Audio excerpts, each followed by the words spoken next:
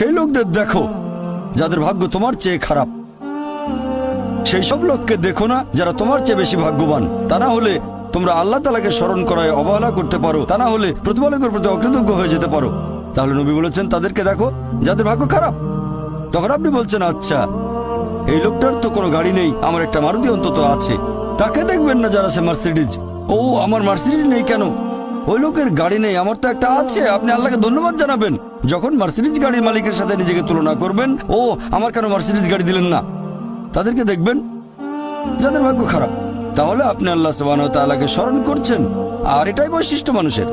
এরকম একটা গল্প যে এক লোকের মনে অনেক দুঃখ, কারণ তার কোনো জুতো নেই। তারপরে সে একটা লোককে দেখলো যার একটা পাই নেই। লোকটা অভিযোগ করতো আল্লাহর কাছে যে জুতো নেই, আল্লাহর কাছে অভিযোগ করতো আমার কোনো জুতো নেই। তারপর সেই লোকটাকে দেখলো যার একটা পা নেই। তখন সে আল্লাহকে ধন্যবাদ জানালো, আমার অন্তত দুটো পা আছে।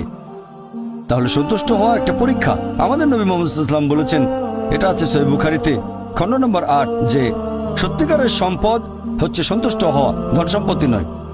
সত্যিকারের সম্পদ হলো সন্তুষ্ট হওয়া, পরিতুষ্ট হওয়া। আপনার যা কিছু আছে সেটার জন্য বলবেন আলহামদুলিল্লাহ, সকল প্রশংসা আল্লাহর।